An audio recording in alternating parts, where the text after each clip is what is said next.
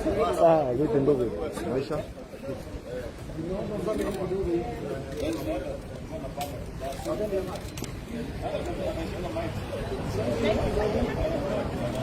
Excuse me? Yes. Yes. Yeah. Nancy, unisaidie Fara hizi shike hivyo na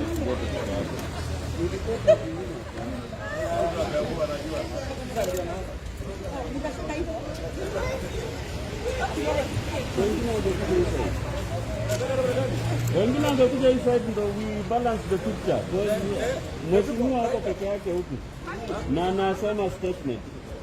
So you balance onto this side a bit. Some of you, yes.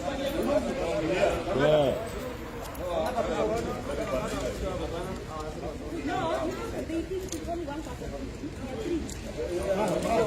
Hapo sawa, hapo sawa.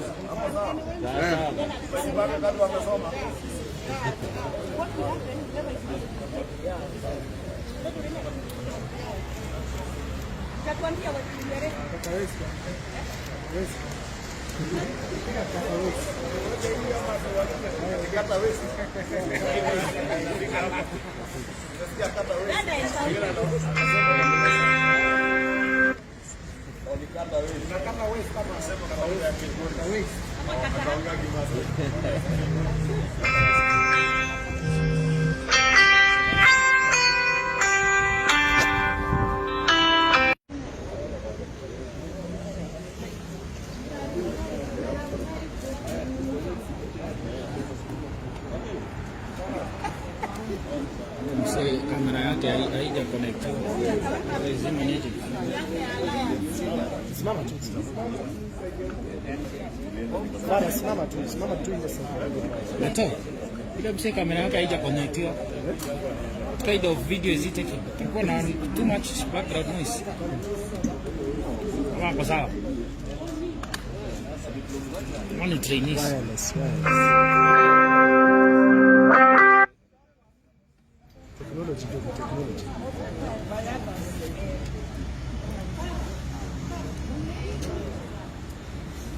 Hizi maskati na wewe Fara.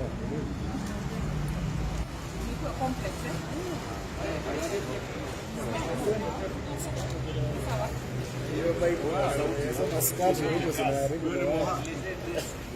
Hizo dresses zako kama brother Moha. Muachie yeye kazi. Yaani Moha ni atia bro yake kazi.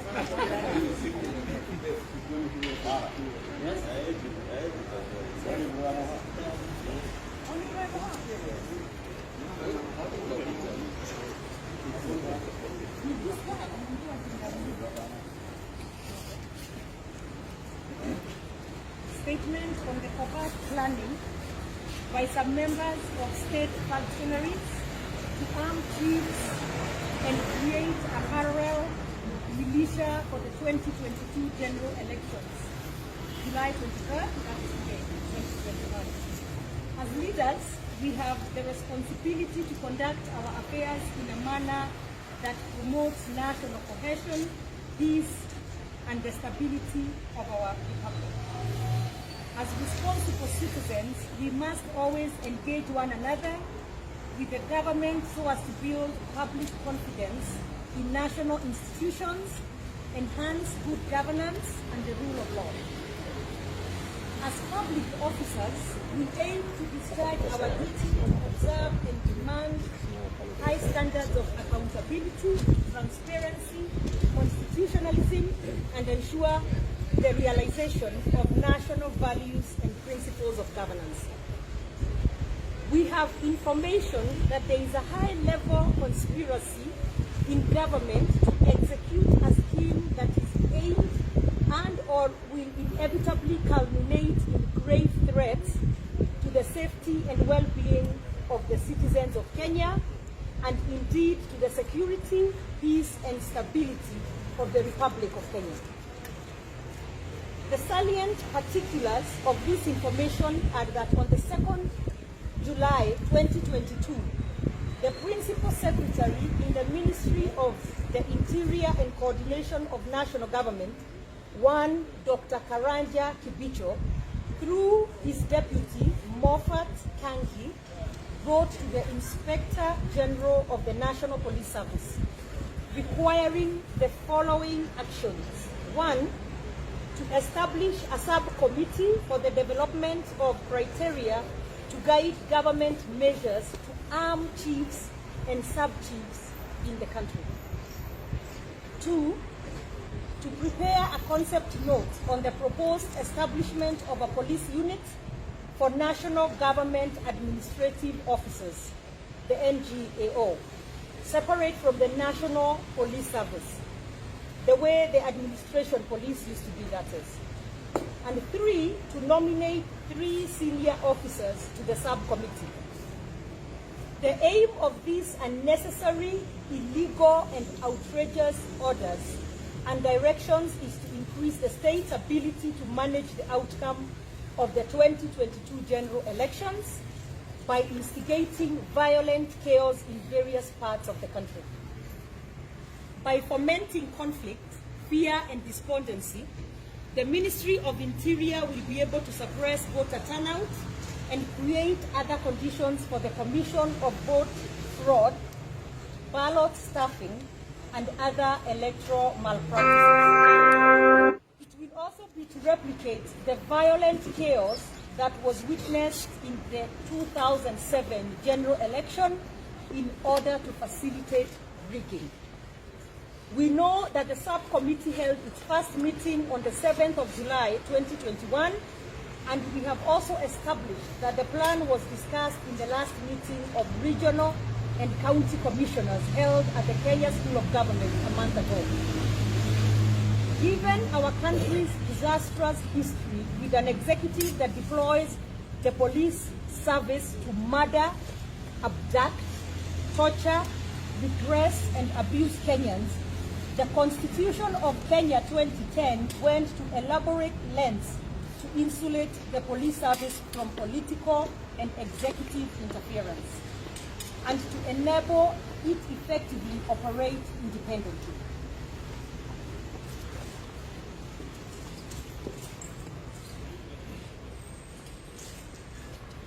I will read next.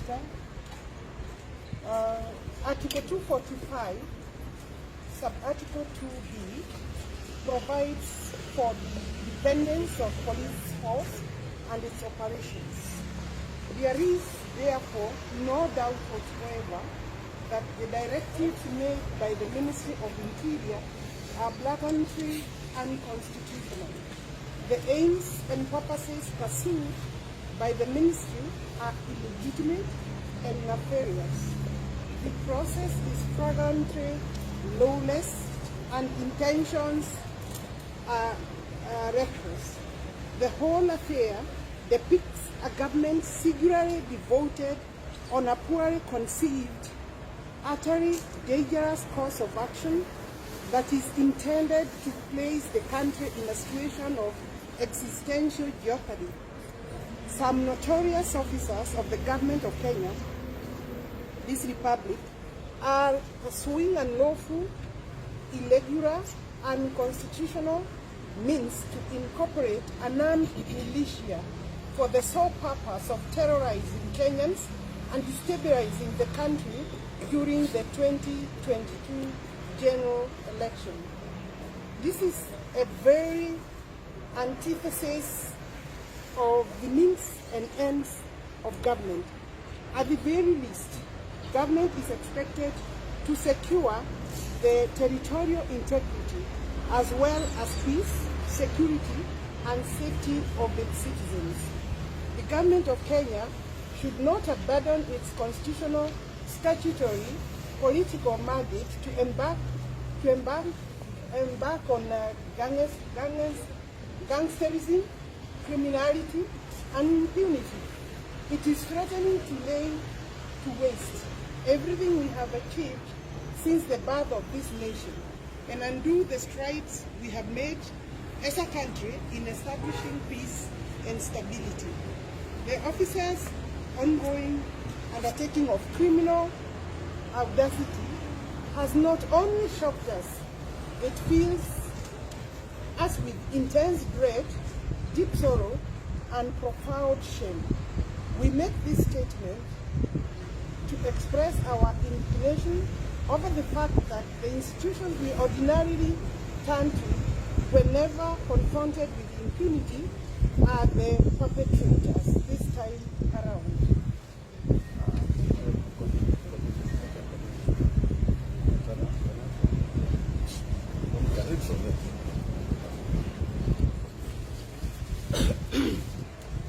We continue with the statement. We also speak to Kenyans with optimism, hoping that a residual sense of shame may yet deter the officials implicated from proceeding with this disastrous conspiracy.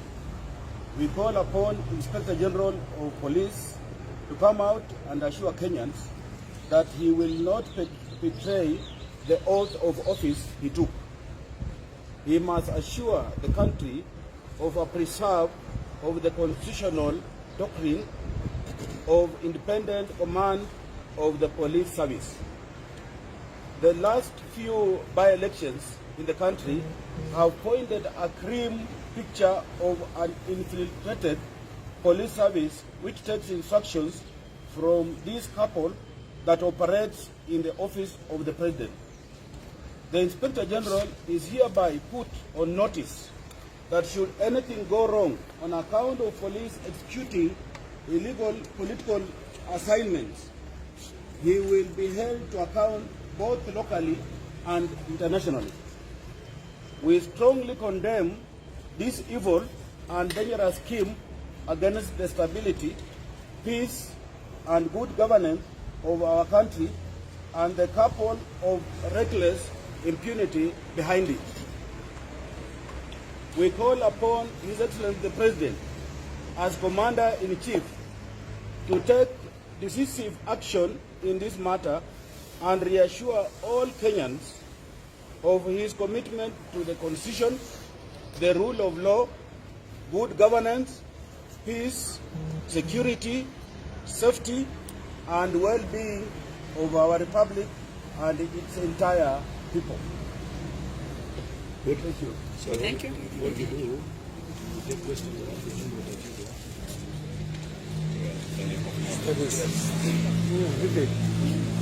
We are doing off cups and we take questions. You see why we have called upon this press is because as Kenyans we are worried when this service can be a militia group. And on behalf of the 6.5 million Kenyans with disabilities, we are worried a lot because some of us are blind, and in an event that there is post-election violence or a state capture, you will find that those who are blind will not see where the perpetrators are coming from. Those who are deaf will not hear the gunshot. Those who are with wheelchairs and crutches will not be able to run. Our numbers will also increase in any post-election violence. That is why we call upon our President, who is the Commander-in-Chief of all armed forces, to take charge and to make sure that police service is not used by those in higher offices for political gains. We are saying on behalf of the 6.5 million Kenyans with disability that we condemn the use of police service for political gains. Police service should remain as a police service. Again, remember, and I want to sound a warning to IG, that your predecessor went to ICC, ile kraoni alikuwa nayo, aliachana nayo. So hata wewe mkiambei, kraoni ya serikali uko nayo, wakati ambao utaface charges in ICC, utabaki hapa Kenya, utaenda peke yako. Thank you very much.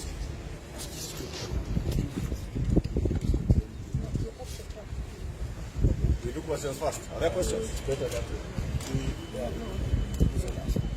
Yeah? Any clarity, anything that you want us to clarify first? Questions? Questions? Sorry?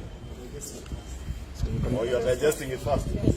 As you digest, I think the long and short of the statement is one that you are confronted with a very desperate regime.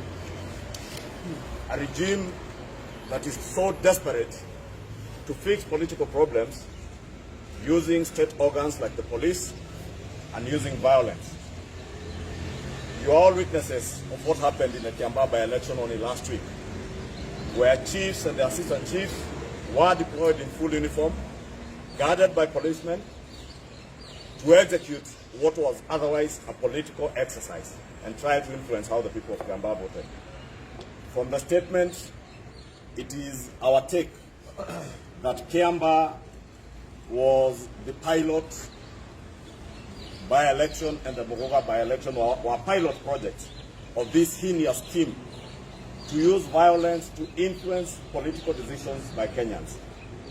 We know that a cabal in the office of the president, led by none other than Dr. Karanja Kibishi and Fred Matiang'i, and their new recruit, Kibishi's deputy, that Kangi, who has written the letter that we have referred to, are intent on instigating pre and during and post-election violence. The pre-election violence is to be instigated in various parts of this country to justify a postponement of elections next year. That we know. If that fails, their plan is to make sure that there is enough violence during the election to enable them influence the outcome of that election and post the election period.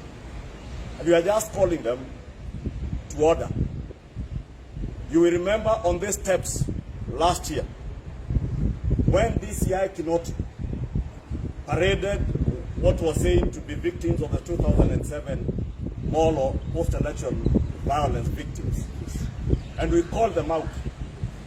None other than President Uhuru Kenyatta feigned ignorance of the ongoings of officers in this government, castigating DCI Kinoti in Bomas, I think the day after our statement. We want to be very categorical that these schemes are being orchestrated in the office of the president here. Yes. The people orchestrating them know themselves. That is why we have said to them, that cabal in the office of the president, that you shall be held personally liable of any incidents of violence in this country, both locally and internationally. And we take this early opportunity to call on the international community, and particularly the International Criminal Court, to start taking note of the ongoing in this country, issues that we have raised from 2020, 2019 actually. You remember our first presser early 2019. In 2020, on these steps, 2019 we were on the other side of the National Assembly. Last year we were on these steps, raising these issues. We have been very consistent because, as the statement says, as leaders, we want to be responsible leaders who want to hold this country together in a cohesive and peaceful way. And we are aware that this cabal is only intent on causing chaos, violence, and anarchy. And the intent is because they have failed to influence political outcomes of elections, and they have seen it through the by-elections. And therefore they think their last resort is violence, using state agencies and state organs like the police. And that is why you have asked IG Mutiambai, just as we have told you before, your predecessor, Major General Ali, ended up at the ICC. We just want to caution you and advise you as our friend, and as a friend and an officer who has taken an oath to work in line with the Constitution. You must not allow the police force to be misused to form militias, because the Constitution is very clear on what the National Police Service is all about and how it ought to operate. What the cabal in the office of the president is intent on forming is a militia to be used for political purposes. And that is what we are here to condemn and ask them, even as we ask the international community, most of the ICC. We are aware a number of the investigators are here, but we want them to now narrow in to the office of the president and the cabal operating from the office of the president. Thank you. Questions now. Yes. Yes, Nato. Are you in possession of these letters that are moving around the statements? possession of those letters? And number two, is this the end of your statement, or we are going to see action that you are going to initiate, particularly for those you call cabals that I think the Interior CS is also part of in the entire Ministry of Interior, to even occasion their removal from office before this is triggered and it is, actualized? One, of course, Leto, these letters are usually marked secret, classified, and confidential. But they must be aware that in those offices, people who type letters, people who deliver letters, people who open letters are hustlers. They are hustler nation. And therefore, they are patriotic Kenyans who do not intend or who do not desire to see anarchy in this country. Therefore, we do not, for the sake of protecting our sources in government, because the sources are in government, the hustler nation in the government of Kenya. In the interest of protecting them, we do not want to divulge the letter, but if they are willing, they can give that letter. They know. Kangi is the author of the letter. We have given dates. Therefore, the IG Mutiambai can deny if he has not received this letter. Kangi can confirm whether he did not write the letter. Therefore, we do not to put in jeopardy the forces of the hustler nation within government, who are very many. Two, on the question of action that we intend to take. Of course, one of the actions that we intended to take as patriotic and peace-loving Kenyans who want to see a cohesive and push the nation is to ensure that first these matters are brought out to the public limelight, so that those of you in the fourth estate can do your work also, to do your investigative journalism, to investigate the veracity of these allegations and this statement through government offices. Two, as members of parliament, I'm sure you are aware, already there are signatures that were being collected before we went on recess on the impeachment of CS Matiang'i, and nothing stops any other member of parliament, not necessarily those who are here or any one of us here, from instituting other measures to call these officers who belong to that cabal in the office of president to order. To His Excellency the President, these are officers that serve at his pleasure. He has the prerogative to hire and fire. And he knows the misgivings of some of those officers, beginning with CS Matiang'i. You know the issues that were there that are in the public domain on Waraka land scandal. You know the issues of use of violence by the police during elections, in past by-elections. You know issues to do with the police helicopters that touched on the principal secretary and other officers in that office. Therefore, mine would also be to challenge His Excellency President Uhuru Kenyatta to call his government to order. It is a government that we all worked very hard to put in office, but we never had the intention to put in office a government that will act out of desperation, a government that will take us back to anarchy that we came from in 2007, 2008. And that is why we are saying out of desperation. It is unfortunate, and that's why we say we are shocked, we are ashamed. It is shaming for us as members of the former Jubilee Party to be in a government that is now instigating violence against its own people to achieve political ends. It was first. You then the guy then come to you. You addressed yesterday's arrest of the two judges. Okay. Maybe as members of parliament, I understand that maybe you have another protected from being arrested within the presence of parliament. Do you think that also the judges will also have a law that also protects them from being arrested within the presence of the Okay, let me hear the other one. Yeah, maybe you answer it, but maybe just because that you can more direct. You've kind of placed this issue at the doorstep of the president, because you're saying these are the officers who are working in the office of the president. Do you feel that the scheme that these people are plotting, as you say it, do you think they are being sanctioned by the president? Because these people are his officers who work in his office. Do you have a feeling that he's the person who has sanctioned the activities that are going on? And then two, have you maybe attempted to maybe arrest these issues with the IG, because he's the person who has been kind of instructed to implement the scheme, as you say it? One, the IG is well informed by this statement. It is now a statement in the public domain. That is why we called you here. Two, as to whether the actions are sanctioned by the president. It is only President Uhuru Kenyatta who can answer that question. I am not able to answer on his behalf. He can tell the country whether he has sanctioned those actions. Two, the buck stops at his desk. He is the commander-in-chief of all the armed forces, including the police force. And therefore, that is why we have said we have addressed him with respect, that as president and as the commander-in-chief of all the armed forces, including that police force, he must call people to order, and he must call officers in his office to order. I think the question of judicial service, I'll leave Alice to answer, but Cheruiyot to answer that. But my take, one, is that, of course, the desperation with this regime. You remember, one of the justices, Justice Mushalule, is among the 6 that were not nominated to the court, to the higher court that has been appointed to by the JSC. Therefore, there is also desperation within the executive to paint the judges in some negative light.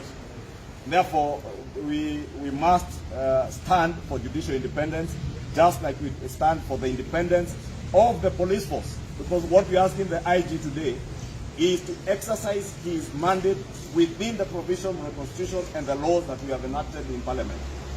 Therefore, even for the judicial officers, they must be allowed to work independently, just as we are asking the IG to work independently without being directed by Kangi, Matiang'i, Kibisho, and the other evil cabal in the office of the president.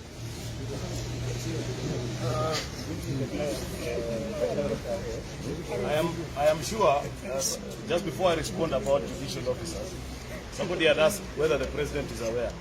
I'm sure President Uhuru Kenyatta lives in Kenya, and he witnessed a few months ago when we had the by-elections in Ponchari. Yes. Citizens who are arresting chiefs who are carrying bundles of money. When we saw the same incident being done in Kiamba, and Muguga last weekend, what rings in his mind as a president of the Republic of Kenya? If your chiefs are being arrested by citizens committing crimes that are listed in our statutes, committing electoral offense, that is why this statement is directed to 2 people, President Uhuru Kenyatta and the IG. Because as per the dictates of Article 245, the IG took an oath of office and said he is going to exercise independent command over the police service. Let him not be recruited into this evil scheme of arming chiefs and other provincial administration officers. Citizens of Kenya, they know who is allowed to put on a uniform and carry firearms. Anybody else that Kibicho and those that are working with him that is going to be given firearms, we shall be asking the citizens to peacefully disarm them and take them to police station. Because we know the journey that we have traveled as a country. We know how difficult it was even to get the current constitution and the rights that are bound therein. What we shall not allow is a few power-hungry individuals to take us back to extremely dark days where chiefs and provincial administration were used to subvert the will of the people. Next year is an election year.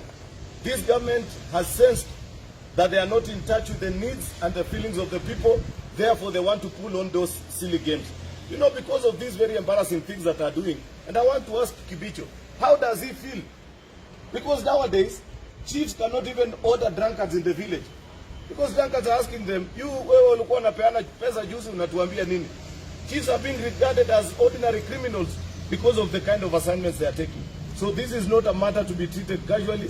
We want them to retract and do the right thing. On the issue of the judges, this is part of the revisit strategy. Remember, the judges were told that we shall revisit. This is part of the intimidation. And we are shocked that even this newly appointed Chief Justice and the Judicial Service Commission, judges are raided in the chambers of the judges.